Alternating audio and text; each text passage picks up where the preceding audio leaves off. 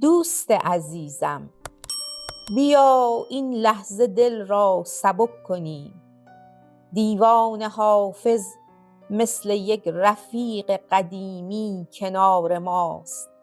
گاهی مثل یک لبخند آرام و گاهی مثل یک نصیحت شیرین و همیشه مثل چراغی که راه رو برای ما روشن میکنه. بیاییم با نیتی ساده و دلی بی ریا کتاب حافظ را باز کنیم تا ببینیم این بار چه پیامی برای دل ما به همراه داره.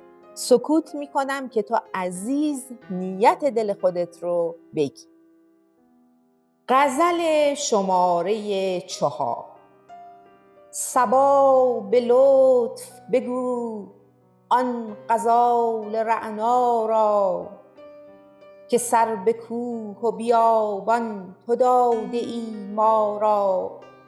شکرفروش که عمرش دراز باد، چرا تفقدی نکند طوطی شکرخارا.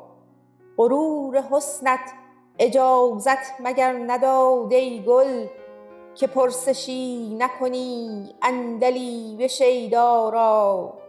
به خلق و لطف توان کرد صید اهل نظر، به بند و دام نگیرند مرغ دانا را.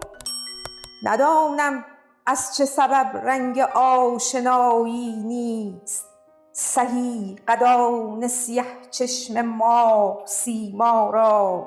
چو با حبیب نشینی و باده پیمایی، به یاد آر محبان بادپیما را. جز این قدر نتوان گفت در جمال تو عیب، که وضع مهر و وفا نیست روی زیبا را. در آسمان نه عجب گر به گفته حافظ، سرود زهره به رقص آورد مسیحا را. این فال برای شما عزیز آمده است. کسی فکر تو را کاملاً به خود مشغول کرده است و تو از بی‌اعتنایی این شخص به شدت غمگین هستی. اگر می‌خواهی به مقصود برسی، غرور و خودبینی را کنار بگذار و به یاد داشته باش با اخلاق نیکو و مهربانی با مردم می‌توانی جای خود را در دل آنها باز کنی و به موفقیت برسی.